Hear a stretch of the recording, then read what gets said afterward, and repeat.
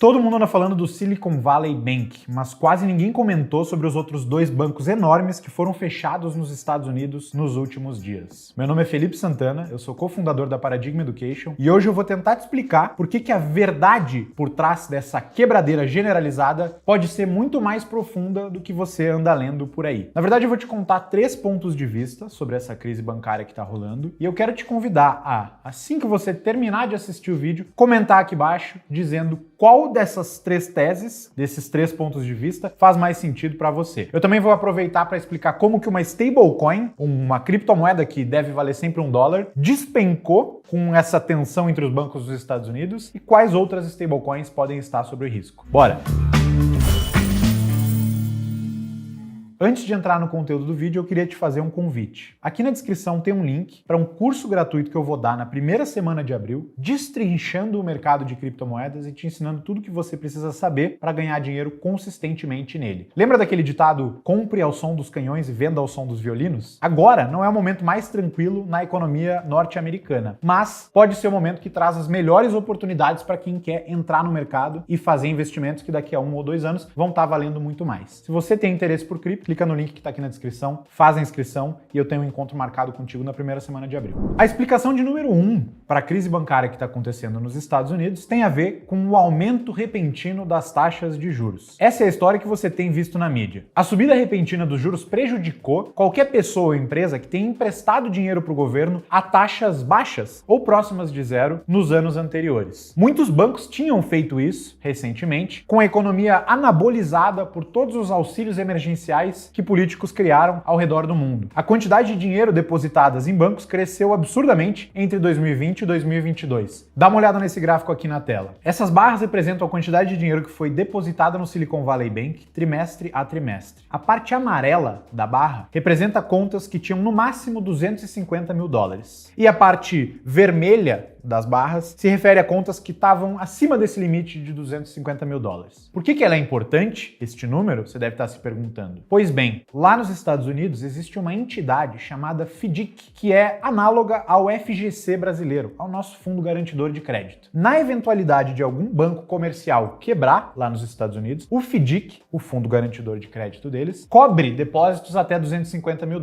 Se você tem até essa quantia num banco e o banco quebrar, o governo vai te devolver o seu dinheiro. Agora, se você tem mais do que isso na sua conta, ferrou. O que aconteceu com o Silicon Valley Bank foi atípico, porque muito do dinheiro que eles custodiavam estava em contas que estavam muito acima desse limite. Quando o Silicon Valley Bank quebrou na semana passada, o mercado ficou desesperado, se perguntando se o governo aumentaria este limite e toleraria cobrir depósitos acima de $250 mil ou se a administração do Biden ia deixar esses depositantes todos se ferrarem e perderem dinheiro junto com o banco falido. O Silicon Valley Bank acabou salvo pelo governo, ninguém perdeu dinheiro neste evento aqui, mas a causa raiz do problema, o que de fato deixou o balanço financeiro deles tão feio e acabou por levar o banco à insolvência, essa causa ainda não foi resolvida. Como eu disse no começo do vídeo, nessa primeira narrativa que eu estou explicando para vocês, a causa dessa quebradeira bancária é basicamente o aumento repentino das taxas de juros, que fez com que títulos do Tesouro americano datados para o longo prazo perdessem valor muito rápido. O SVB viu seus títulos despencarem de valor e isso, somado a uma corrida de saques, ou seja, muita gente tirando dinheiro do banco, forçou o banco a vender esses títulos de longuíssimo prazo no prejuízo, no meio do caminho, e aí acabou deixando o balanço do banco mais feio ainda, ele ficou insolvente e acabou quebrando. Esse gráfico que vocês estão vendo aqui agora mostra que não foi só o Silicon Valley Bank que sofreu com esse problema de títulos de longuíssimo prazo que se desvalorizaram com a alta dos juros. Praticamente todo banco comercial nos Estados Unidos sofre em maior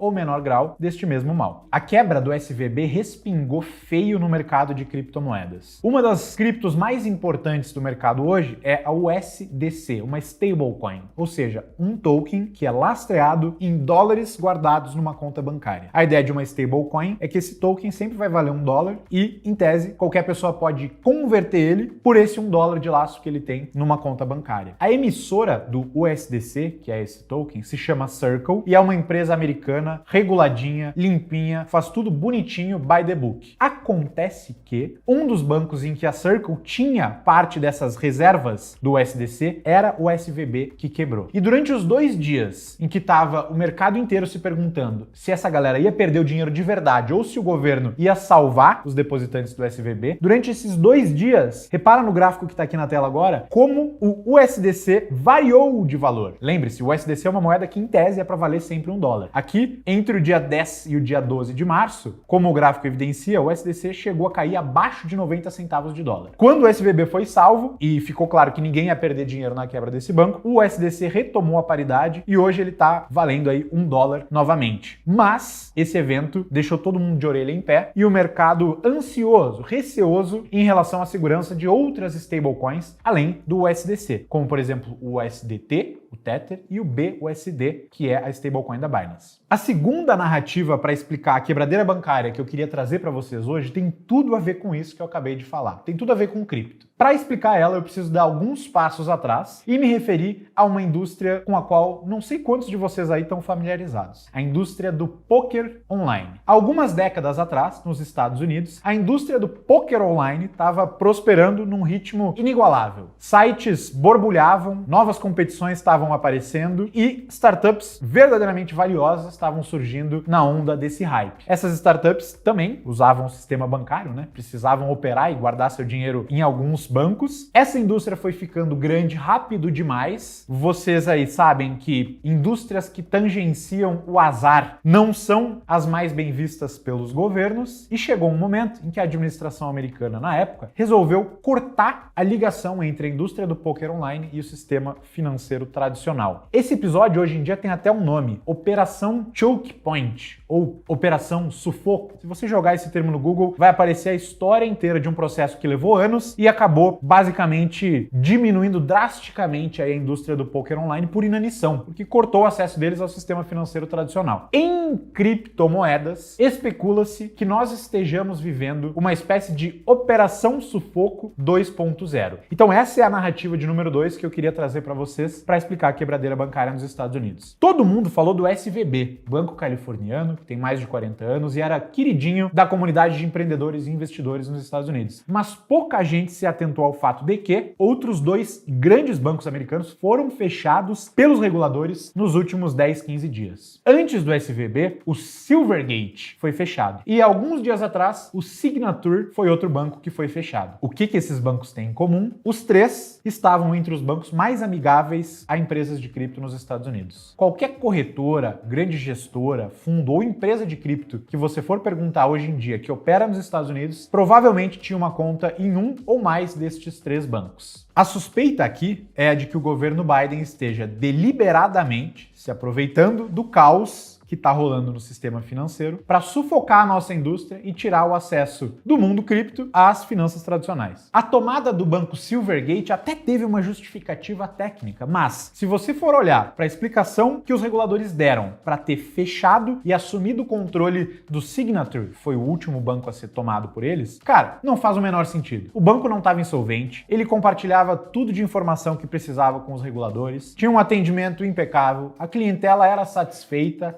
mas o banco tinha uma divisão de cripto que estava ficando grande demais. Inclusive, nesse processo de venda do Signature que está acontecendo agora, um dos poucos requerimentos do governo é o de que o comprador do banco mate a divisão de cripto que ele vinha operando. Não tem como ficar mais claro que isso, né? Eu não bato o martelo e digo que essa hipótese é uma verdade, primeiro porque a gente não tem nenhuma evidência confirmatória e segundo porque existe uma correlação alta entre bancos que atendem clientes de cripto e bancos que têm uma propensão ao risco maior. Então, pode ser que seja coincidência? Sim. Mas se eu acho que é, não. Acredito que seja uma operação Sufoco 2.0 mesmo. Agora, enfim, é hora da gente respirar fundo e de eu trazer para vocês a terceira narrativa que é capaz de explicar essa movimentação caótica no sistema financeiro americano. Essa história também ainda não tem tantas evidências confirmatórias, então cuidado para não sair compartilhando aí nos grupos da família como se fosse uma verdade. Cuidado para não sair batendo o martelo. Mas a ideia é basicamente a seguinte: Não sei se vocês já repararam, mas a crise não está estritamente contida aos Estados Unidos. Nos últimos dias, o Credit Suisse, um banco enorme e com uma história longuíssima na Europa, teve que pedir uma espécie de socorro para o governo da Suíça. O BNP Paribas, outro banco muito grande da Europa, também viu suas ações despencarem e os rumores em torno da sua saúde financeira aumentarem. Existe uma teoria na parte mais oriental da internet, um pouco abaixo da superfície das redes sociais que a grande massa consome, de que o público e as autoridades chinesas estariam interessados em tirar o máximo de capital das instituições financeiras americanas e europeias enquanto ainda é tempo. Desde o SVB até o Credit Suisse. Porque a tensão entre China e Estados Unidos na disputa pelo poder sobre Taiwan tem ficado quente e a China não quer que aconteça com ela aquilo que aconteceu com a Rússia depois que a Ucrânia foi invadida. Não sei quantos de vocês se lembram, mas a quantidade de sanções financeiras impostas pelos americanos aos russos foi esmagadora. E muito do capital que a Rússia tinha em bancos estrangeiros foi, na prática, travado, confiscado. Depois de ter visto o que o Biden fez com a grana do Putin que estava fora da Rússia, a ideia dessa terceira narrativa é de que os chineses não querem dar a chance pro acaso. Isso não quer dizer que um conflito em Taiwan estaria para acontecer nos próximos dias, semanas ou meses, mas sim que os chineses estariam se preparando com antecedência, assim como outros movimentos que eles já fizeram denotam, como por exemplo as grandes vendas de títulos do Tesouro americano que eles fizeram nos últimos anos e o aumento do ouro que eles têm em sua posse. Meu papel aqui não é te trazer uma verdade universal, consensual, inquestionável, mas sim te provocar a tentar enxergar as narrativas que circulam por aí além da superfície. Qual dessas três teorias que eu contei aqui hoje faz mais sentido para você? Dentre as stablecoins que existem no mercado além do USDC, quais que você acha que podem estar em risco? Deixa suas duas respostas aqui nos comentários e eu te peço também para que você dê um like no vídeo para que a gente tenha a oportunidade de falar mais de cripto aqui no canal Você Mais Rico. Se você quiser entender o que está acontecendo com o mercado de cripto nesse ano e quiser saber por que 2023 pode ser o melhor momento dos últimos tempos para se investir em Bitcoin e outras moedas, eu te convido a participar de um curso gratuito que eu vou dar na primeira semana de abril. Checa o link que está aqui na descrição, clica, já faz a sua inscrição e a gente fica com um encontro marcado para a primeira semana de abril. Tamo junto e até logo!